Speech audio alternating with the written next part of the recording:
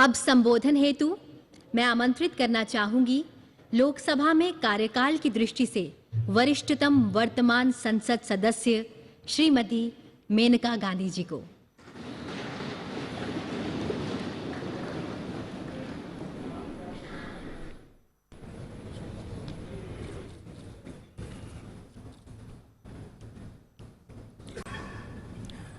Honorable Vice President, Chairman of the Rajya Sabha, Honorable Speaker, Honorable Prime Minister, Ministers, and esteemed colleagues of this distinguished House. Actually, I'm as surprised to be here as you are to see me. This is a historic day today. I'm proud to be part of this historical moment when a government under the leadership of Prime Minister Shri Narendra Modi ji has undertaken to repair the deep-rooted asymmetry and to give an equal share in India's future to all of us women. I'm grateful for the honor you have given me of speaking about my years in Parliament. We are going to a new building, and hopefully this grand edifice will reflect the aspirations of a new Bharat. Today, I have been entrusted with the responsibility of addressing this esteemed assembly as the most senior parliamentarian in the Lok Sabha. I entered Parliament at the age of 32, 9 years after the death of my husband. My debut was as Minister for Environment. Today, 35 years later, I have spent most of my adult life in this institution, and I have seen 7 prime ministers and the shaping of grand history. It has been an arduous, rocky road. I had several terms as an independent member and finally joined the Bharatiya Janata Party under Shri Atal Bihari Vajpayee ji's leadership in 2004. Since then, I have remained a proud member of the BJP as well as this august House. Being a member of Parliament is an immense responsibility as it entails safeguarding the trust of lakhs of voters who elect us to be their voice. You are given power, but this power must always be used for their good. The job demands unwavering commitment, moral rectitude, and courage. Basically, it demands great love for your country and infinite kindness towards all.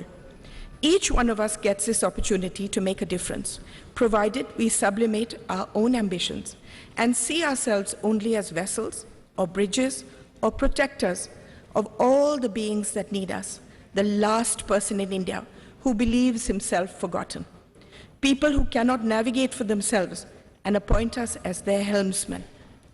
I have tried to make the most of every minute to bring about change wherever I am, whether as Environment Minister, when many institutions and laws that safeguard us were passed, as Social Justice Minister setting up Alimco, which now looks after all the disabled in the country, Childline, which was regarded internationally as the best institution for looking after street children, stopping child labor in the carpet industry. You can change things wherever you are.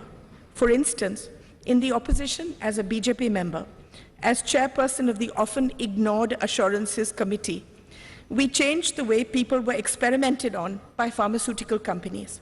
They were not paid or even asked before becoming guinea pigs. This was changed by us. During Atalji's time, we brought in the vital red and green dot on foods, allowing people to know whether they were eating vegetarian, non-vegetarian food. We repaired an institutional deception by food companies. No service, no job is too small that it should not be taken seriously. My happiest moment was being given the responsibility by the Prime Minister who coined the phrase, Beti Bachao, Beti Padhao.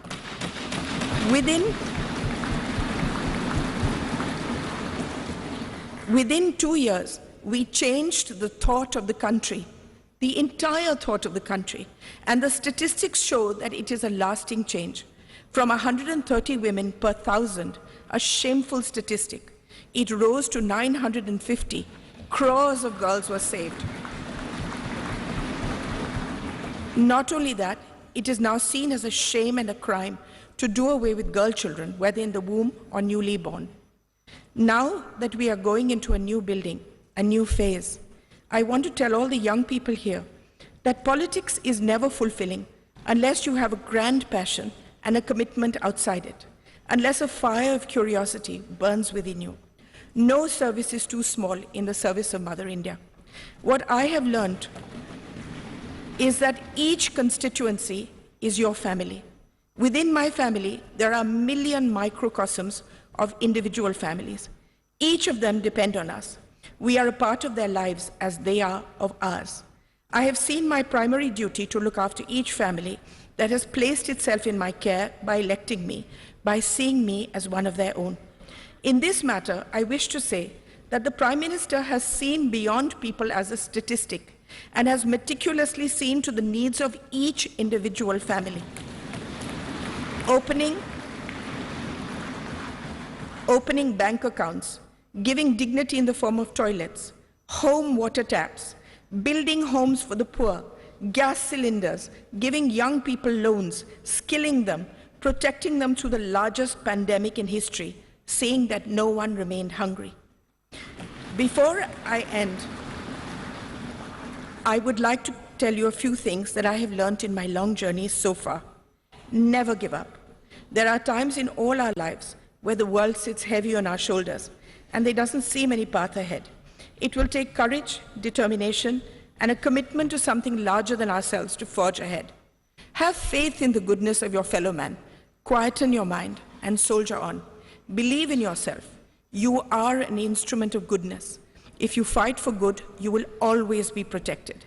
Use the pain that we all have in our hearts to make yourself a better human being, not to embitter you. Use the pain in your heart to see the pain in the hearts of millions of beings around you and dedicate your life to them. I want to speak to all the women here. The world is still an unequal place, and we as women need to be the greatest champions of and for each other. We need to support and protect each other, especially young women across the social spectrum who lead a marginalized existence so that they have the ability to forge their own destinies.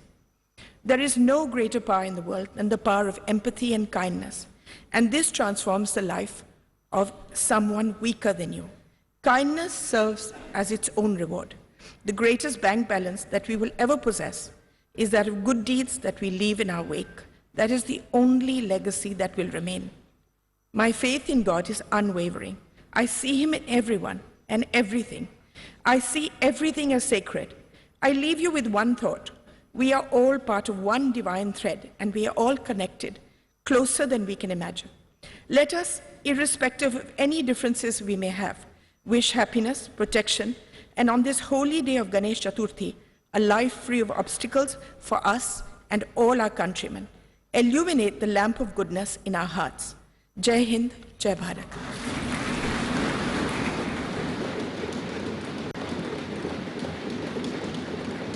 बहुत बहुत धन्यवाद ma'am.